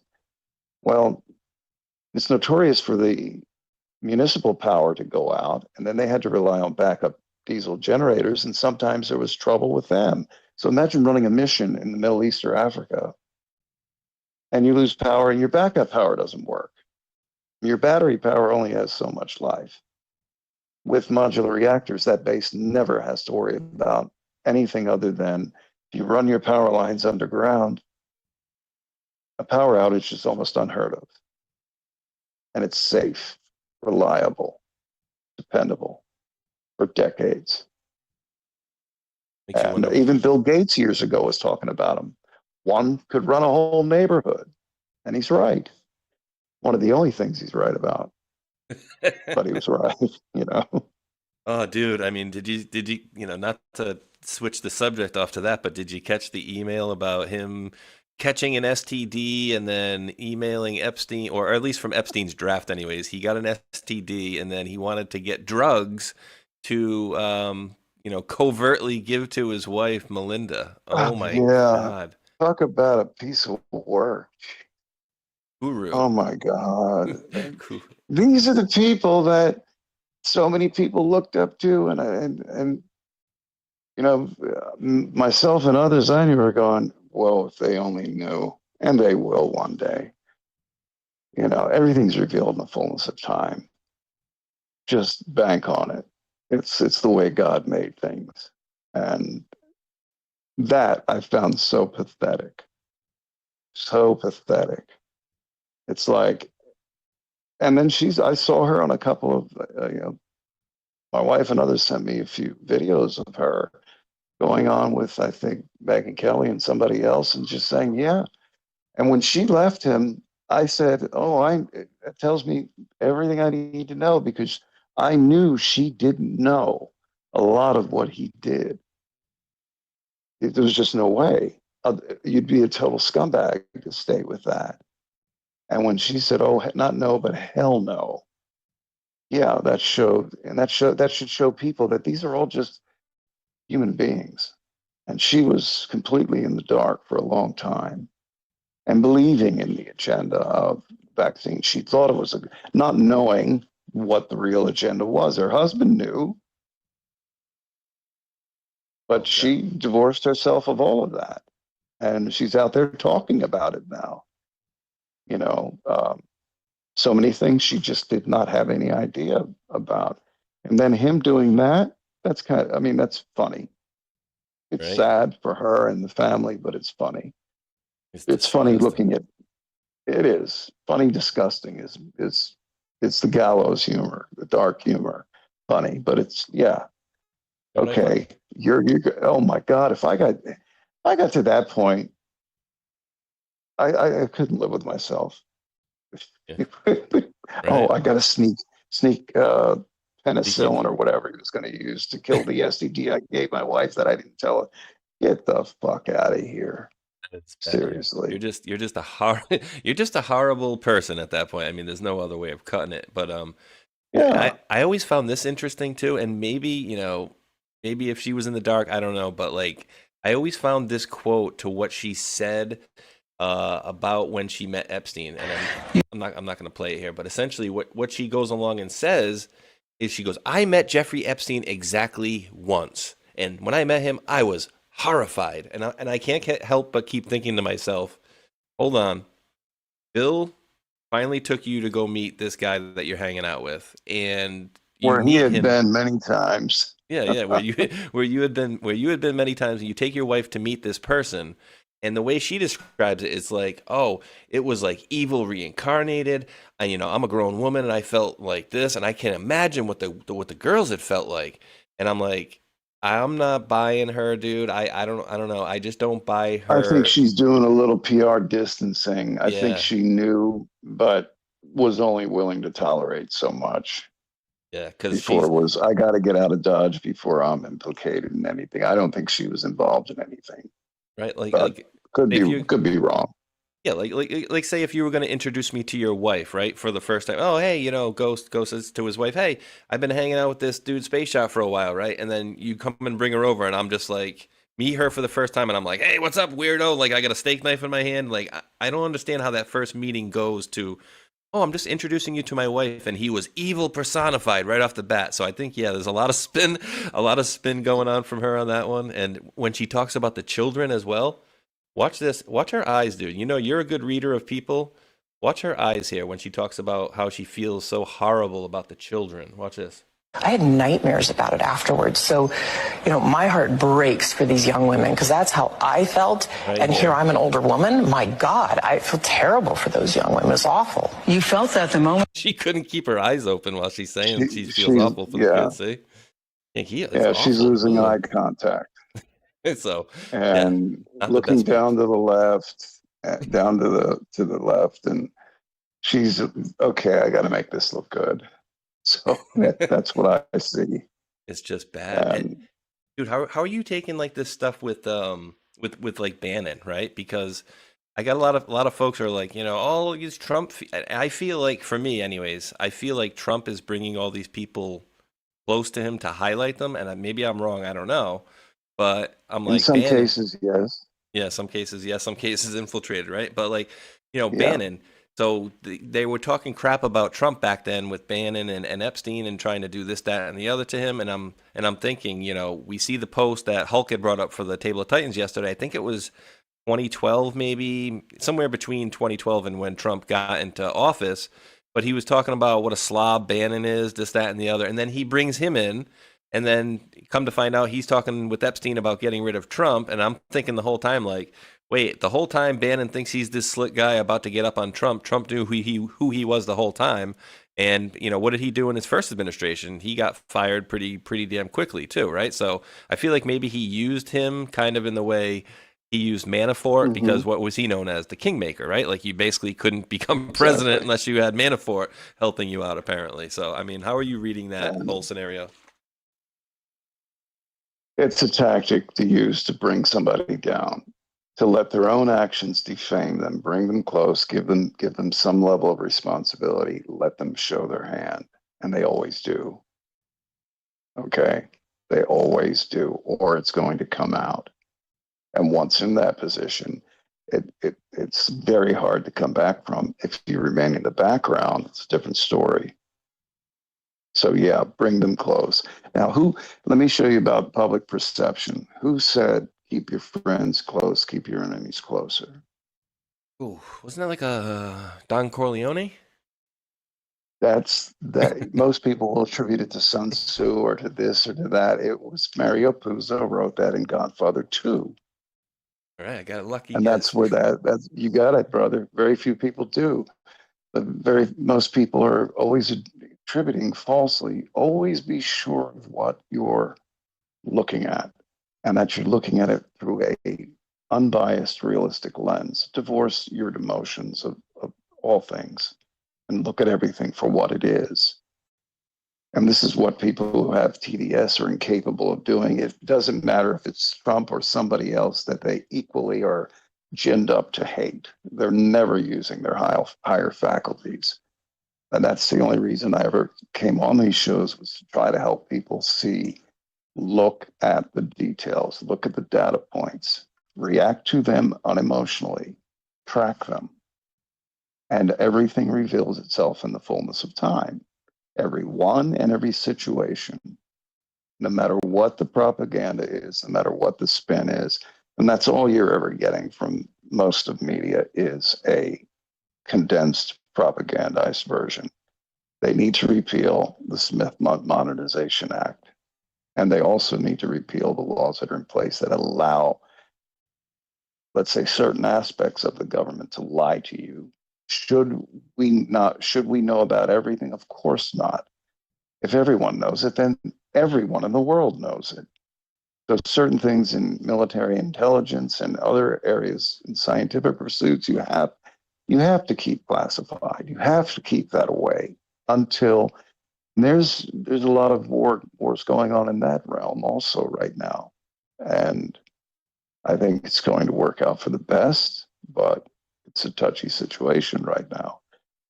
So it's a matter of, look, these people, if they could divorce their cults of personality, whatever they have in their head about him, nobody ever asks himself, do you know the man? Have you ever met him? No. So what are you judging him on? If you judge him on what he says, he's saying the truth 99% of the time. Or he's not going to tell you because it doesn't need to be told yet. You can't tip your hands in so many situations. There is a time that those cards will get laid on the table, but he has been consistent with what he's saying, and what all of the good teams that he has, and the cabinet positions now are all in a much better position, way better than they have been in the past. So even he's getting now realistic pictures, where in the first term, the CIA wasn't even, they were persona non grata to him because they had lied to him. They had tried to set him up with that Steele dossier, which now everybody knows was a complete fabrication across the pond and a lie. And then look at all of the lawfare, as people call it. It's called legal disability. You're trying to disable someone's capacities through law by pulling them off course with legal things. Knowing that it wasn't true, all of these things, wasting all that time and trying to impeach him, just trying to con what you believe your voter base is still holding to. And consistently, all of the demographics were never as they thought it was. They lost. You have more Black men, Black women, Hispanics behind this administration's agenda, and what's going to continue into the foreseeable future. No matter who gets in next, it'll probably be someone that we're seeing every day. Because what are they doing now? What is Vance, Rubio, Hegseth, the president? They're not getting up there making these pre-written speeches. Yes, there's some order to what they're saying, but they're getting up there and telling you like it is.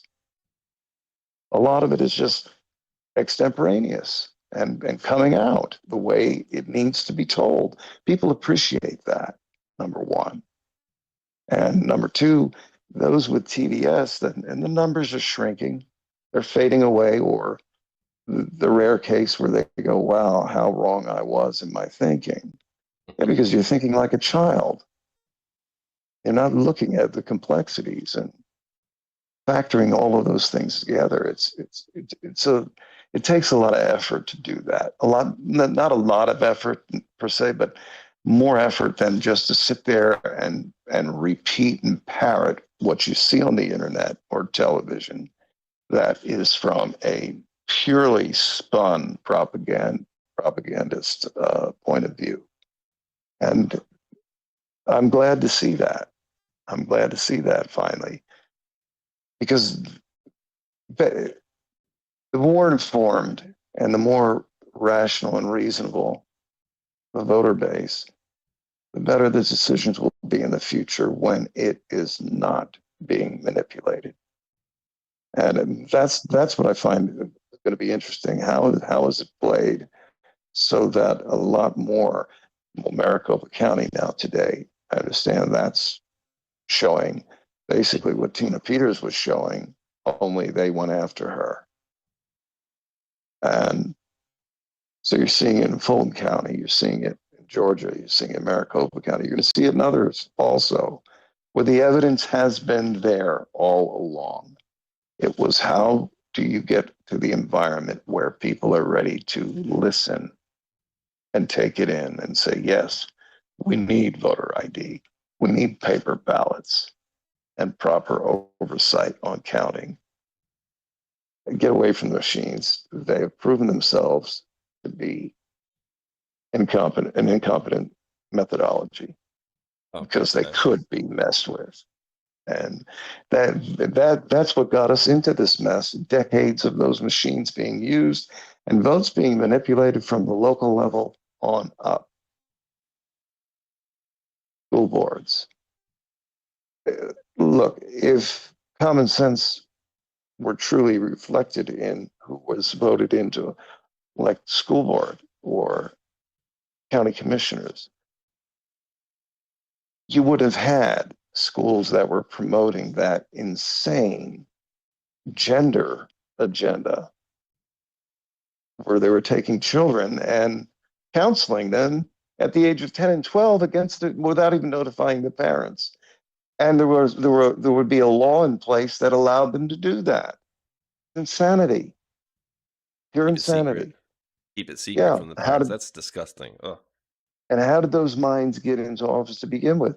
The machines are being used against us in this country at every level for decades, since the late 90s in particular, but prior to that even. So, bananas for sure. It has. Later we can bring that up. No, yeah, I wanted to bring this up for sure too, because I just want to touch on something just really quick, and then I wanted to, because just so people know, I put, Ghost and Co. and we'll talk about the company that was going to join us in just 1 second. But I know he had something to do, and it might be taking a little longer. No, that's completely understandable, especially with the scenario that he's dealing with right now. But Dubai billionaire Sultan Ahmed bin Sulayem resigns, and then we have Mandelson over there. Like, people are dropping like flies left and right. All this stuff on the Epstein files comes out, and then here we have Savannah Guthrie, who loves her mother so much that she needs to read from a friggin' letter that's saying, my mother's so nice and kind, and talk to her and you'll see. And then we have this quote from the movie Silence of the Lambs. Talk to her and you'll see. Talk to her and you'll see. And so you need a letter to basically say you want your mother back. She's a nice person. Talk to her and you'll see. So like huge distraction is how I'm looking at that. So I just thought that was huge. And then I wanted to pivot to talk a little bit about your friend, because I, understand his wife, because I have a hard out in basically like 12 minutes. And just so folks know, I usually would be going live at 1 today, but I wanted to give Ghost a couple of hours to be in here and, reconnect with him as well. Then I got to go pick up my son for his braces appointment. Then I got his grandmother on standby in case that thing goes long, because I got to get on another live at 4 o'clock with Adele. 412 and on. So I got a busy day here, but I did want to give you some time to talk about your buddy there, because he had worked, you had done some work with him in the past, and his wife is not obviously doing so hot right now. And I'm going to bring this up because I'm just going to show the difference of how much people look at I look at it differently, because like celebrities, right? You've heard that dude James Vanderbeek died the other day, and so he basically has a GoFundMe for his family, and they were trying to raise first $500,000, right? They said, "Oh, let's raise 500 grand Mhm. for Dawson's Creek. You know, we need to get his family like 500 grand." Well, in 7 hours, they had almost 700,000. Then they bumped that up to like 1 point whatever. Now they raised 2.2 million of 1.5. And then so I bring that up to show, you know, you have this one here where you're trying to raise 50,000 for his wife here who is not doing well as well, but like a coworker of yours in the past and who you may be And doing now work in the with in the present. future. Yeah, in the Hmm. future. So, you know, anytime you want to take to discuss that, of course, and I'm going to drop those links for anybody and I'm going to post that out as well because, you know, I feel I like appreciate it. yeah, you know, I look at that like, you know, oh, the guy's a movie star and he had 5 kids, 6 kids, and you know, they're gone or whatever. And it's like, well, we have people that are, you know, people that have served our country and done some of, you know, because I listened to some of the things like you and say him, and I'm not going to go into detail, but like time away from your significant other, right? Like, so while you Hmm. guys are off doing things, they're off at, well, not off, they're at home, you know, holding down the homestead, taking care of the kids if there are, and essentially, so they Yeah. they live that life as well as you do, as far as like, hey, am I going to get a phone call? Is, you know, my next phone call going to be telling me that this guy is, you know, who I love is gone, or, you know, what it could be. So they live that tumultuous or tense lifestyle as well. So the floor is yours, sir, and I'm going to drop that link as Well, Mike and Renee, first of all, they're family to me. And Mike is like a younger brother. And he's still with Special Forces in reserve. He's worked a lot of intel and done some amazing things. And he's again, I can't say enough about the character of people that do a lot of this, and Mike is one of them. Doesn't you know? You'll never get recognized for what you do the way others do, and you're not looking for that. And it's people like Mike and Renee that make the foundation of this country what it is. And people think, well, you know, they have misconceptions about benefits and this and that. And yes, they're there, but still there's an inordinate amount with what Renee's dealing with and the things she's done as a nurse that go all the way to the pullout of Afghanistan and amazing things that this woman herself has done in in, in just ways that I could go on and on, just to say that these are the kind of people that make it all happen and that keep, you know, their end in line and in order, and the work on top of it that most you can't talk about it. It just is that world. And then when they get in trouble, who's there for them? She has heart issues. Um, Basically, that really came on hard after COVID. Simple as that. And now there's cancer that she's dealing with. We think that can be taken care of. But yeah, it costs extra money out of their pockets that they're living paycheck to paycheck, and it shouldn't be that way for guys like this, and for her at all. And so we're simply trying to raise 50,000 to help with what we know is down the road, and to turn it around, or turn her health condition around. And even though there is access to some great medicine and alternative therapies, it still costs money over and above what is covered. And he shouldn't be going through this.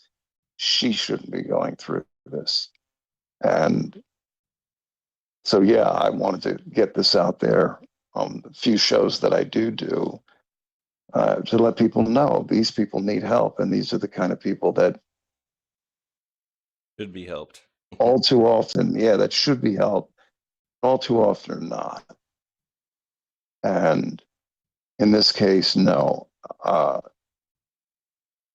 not going to, me personally, no, I'm going to do everything I can to help them. And we've done pretty good in the past couple of weeks, but we need to do a lot better.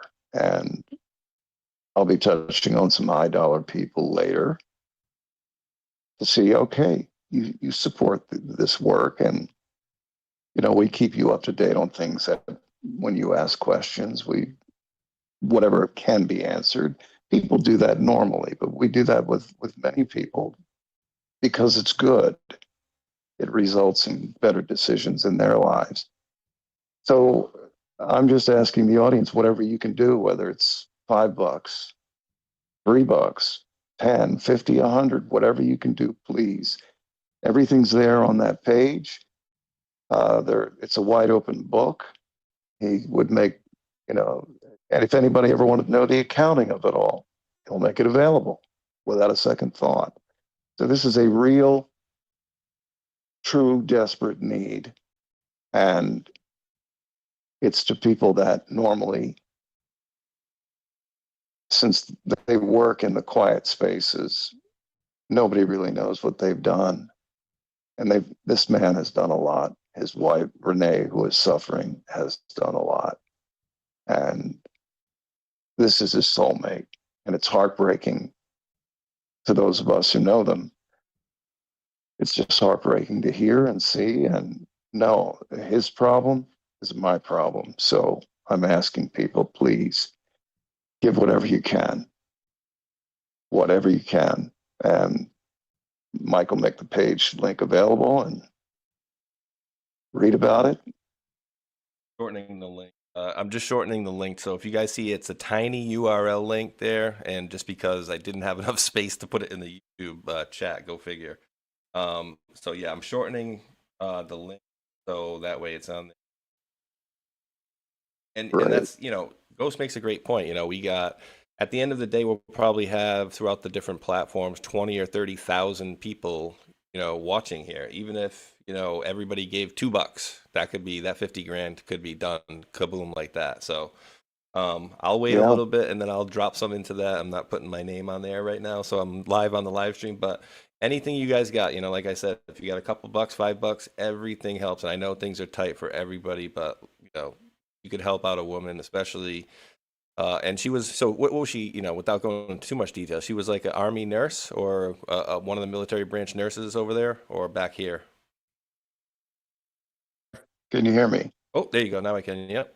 Okay. Yeah. No, I couldn't hear you for a second there. I'm sorry. Okay. No, I was just saying, was you said she was kind of, she was a nurse, but was she in the military or she was just back here taking care of folks that came back from the military? No, civilian, and she was over in Afghanistan. Oh, wow. And volunteering and getting paid, but volunteering to go into that, especially during the pullout. And those that helped the United States over there, a lot of those families are being left to die. Yeah. Mike could tell you about a situation where this is when they met. A kid was shot in the face and they managed to keep the kid alive. And then the family had been one that was doing a lot of work for the Americans. They were dedicated to making Afghanistan a better country. And then they had to get out. Well, she was the one that made that possible for that family to come to this country where they're going to be good members of the society. She's done things like that. She's given of her time in so many ways as a professional, works every service, extremely proficient, talented in what she does. And these are the kind of people we need. And when they fall on hard times like this, it's hard. It's hard. It's hard. It's impossible for them. And it's hard to watch. It's like, wait a minute, where's the safety net for these people and he who, is working in the shadows for all the right things and the right reasons. And there's so many things and things that we've done together. I can vouch for that. Yeah, that's the man I want to my left or right any day of the week. And I to him. So yeah, anything anybody can do, please. Every dime is appreciated. And thanks for letting me, bring this up. All right, dude, any time, of course. And, you guys are always welcome back, dude. And I'm always going to be doing a show here going forward. Probably, All right. I might keep it on at noon, but I might go at 1. But most likely, I'm going to probably kick this day back to noon. So that way I have a little bit of space. I'm not stepping on my friends' toes that go live at like 2. You know what I mean? Yeah. But yeah, you guys obviously can come back. And I even put that one out. I put that out Well, on. let's look to within next month. We'll both come on and Yeah. talk about some interesting things. Yeah, you guys are more than And, welcome. You guys got an open door. And here's the funny part. I even just posted out and I tagged Elon. Hopefully, maybe he'll see that. So if you guys see that, repost it. Maybe Elon will see it because he never sees any of my other posts, me complaining about other crap. So hopefully he'll see this one. And I posted it out on my Telegram and True Social as well. So those are not as heavily shadow banned as these ones. So yeah, dude, it's always good to catch up with you. And yeah, we definitely got to do this again soon. And I'm glad to hear that you're sounding much better as well too, because and folks maybe not know. Let me see if I can just. I'm not pulling up your stuff, but fusion. It was the neck or more of the more of the neck. Oh, that was lumbar. I'm fused now solidly between L2 and S1, the sacrum. It's all one solid bone now. So yeah, it's like something like this, screws all over the place and stuff. So yeah, you guys have a very good ear. They're like, he sounded like he was in a lot of pain and probably on some medication. I'm like, yeah, you nailed that run right. He was definitely screwed up, and that's not quite his neck, but he's got a lot of hardware and the bionic man to show for it. Hey, are you gonna go off through a metal detector if you go through the airport? I always do. They always take me aside, and I pull up my shirt, and they see this 10-inch scar and these 2 5-inch scars on the left and right, and I go, "It's in there." And then I show them the picture, and they go, "Oh, okay, yeah." I've got a gun or a knife in the crack of my ass. Yeah, I'm sorry. But every time I have to do that, it's like, no, that's step aside, sir. I just lift my shirt up and say, "Take a look," and then show them the picture. I always have it on cue when I'm going through an airport. And they just, "Oh, okay, we're sorry." And then they help you. And I need the help sometimes. Airport travel now is like, oh man, it takes it out of me. But I can see. When you have this, they do give you have to ask for it because they don't want to spend any money they don't have to, but they give you, they escort you through everything. So everything's much easier. Because I go to put my boots back on, and it's like, I got to lift my leg up. I can't even bend over to tie them anymore because of the restriction. But you get used to it. You adapt and overcome, and don't let it beat you. For sure. And I'm glad you're much better. You definitely sound a lot better, and I'm glad you're in less pain. So that's a great thing. Now, Ghost, I'm probably going to take, I don't know, maybe 3 to 5 minutes. I'm going to thank some folks here. So if you got to run, you can absolutely go, get on with your day. But I'm just going to kind of go over to D Live and Pilled and just thank a few folks. So you can hang out, or if you got some stuff to do, it's totally up to you. And then I'm going to bolt out the door to the school, and then to the orthodontist. I'll just hang out and mute, and then bolt when you bolt. All right. So really thank you, and awesome. Thank you, brother. God bless the audience and everyone, and yourself, obviously. All right, brother. Definitely gonna do this again. But thanks, Lion Eyes 57 and Debbie Roush and Patriot Chick over there on E Live. And hey, I can't learn more. Test requires 5 diamonds to. I can't even distribute rewards today. For you.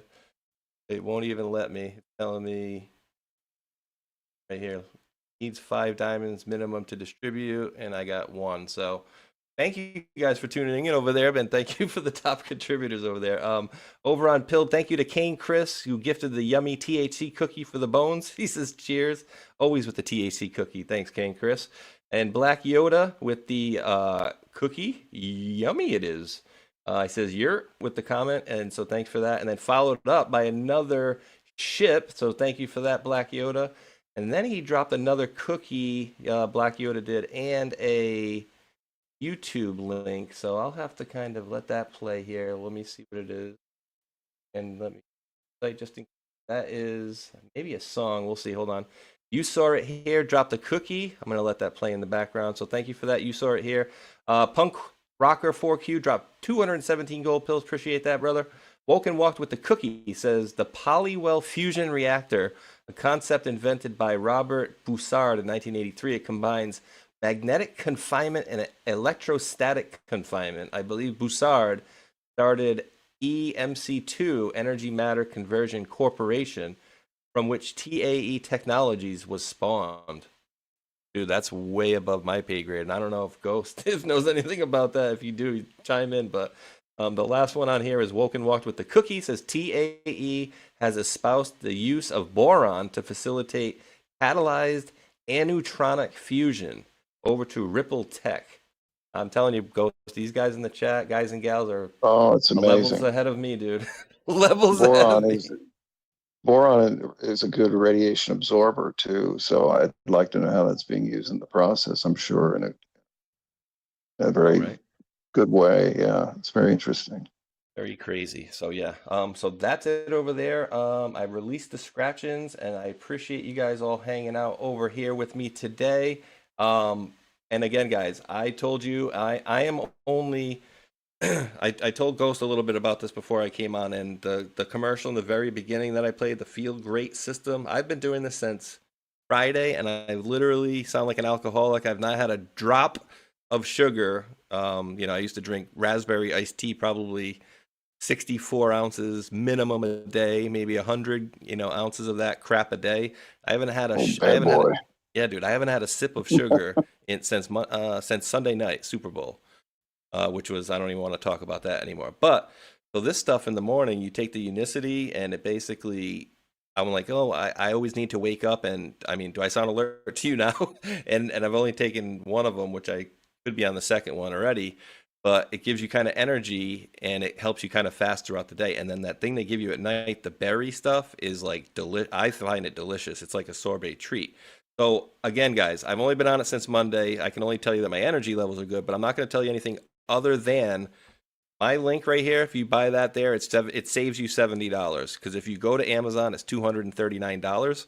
So right there, I'm just telling you guys on the savings alone. And then from what I've heard from Joe Rambo and Matrix Codebreaker off of line, they can't say enough great things about it. So I'm liking the way it's heading in this right direction. I'm down 2 pounds, and this is only my first 4 days. So we'll see what happens going forward, but I'm enjoying it. So links are down below. Check that stuff out, and always a great pleasure to catch up with you, Ghost. And like I said, you just tell me when you guys are ready to come on, even if you want to come on solo before Mike's ready or whatever, and I'll get you right in. Just give me a couple days, and we'll plop you a spot right in here, and we'll get you in. So if there's anything that comes into focus that we need to get on immediately, just shoot me a text, and we'll get you right in here, brother. You got it. Thank you very much. I appreciate it.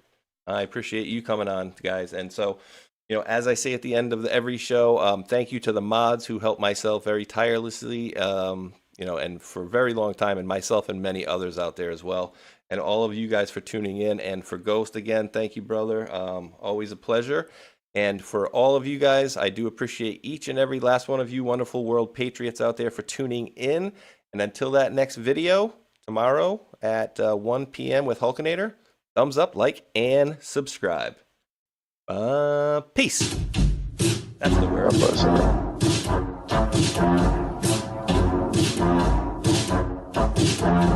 Hello, guys. Something special is happening in here. That's right. It's brackets and jackets. Bringing it back for brackets and jackets. Special Epstein Island edition. That's right, folks. Epstein, Jeffrey Epstein, the man with the island, which is suspiciously close to Haiti. That's right. You see this man, Jeffrey Epstein, is funding lots of people. He's funding lots of people on the street to make sure his shit doesn't get out. That's right. They want the record sealed. And they're paying a lot of people. Epstein's paying a lot of people. Oh boy. For one, he's got a whole Mossad media matrix in America. And I would bet you anything that Alex Jones is one of them. Prove me wrong. That's right, Cappy's in the portal. Cappy's in the portal. Cappy's in the building with songs about Epstein. It's Breakfast Jacket's Epstein edition. Guys, I had some epiphanies today. I had some real big epiphanies about some guys. A big network of guys and spies and lies and liars. All right, think about this for a minute, okay? The guy in Portland, the scientist that just got busted for producing CP, that guy is 1 degree of separation away from Epstein. Epstein, the investor that lives in West Palm Beach, Florida. I know a guy who lives in West Palm Beach, Florida as well. Investor as well. Also involved as well. And all is not well with these guys. The Florida boys, the Glow boys, the Scott Israels of the world. You see, Epstein is Hillary Clinton. And Epstein is Haiti. And Epstein is a big network of media assets. By the way, did you know that Steve Bannon was going to that guy for money? Also, Epstein is Epstein Oprah. Epstein is Chris Tucker. You remember him. Epstein is also Kevin Spacey. Epstein is also Prince Andrew. Epstein is also... Who else is Epstein? Who else is Epstein? Tell me. You guys know? Who else is Epstein? Is Epstein Big Pharma? Is Epstein Bryan Singer? Is Epstein Naomi Campbell? Yep, all of the above. All of the above. Who is Epstein? Epstein is the keystone of a whole motherfucking matrix. And once you pull it out, it all falls down. Dersh was there too. That's right, we're dropping red pills every day. Dropping red pills in the best kind of way. This is Brackets and Jackets for the denizens of Island.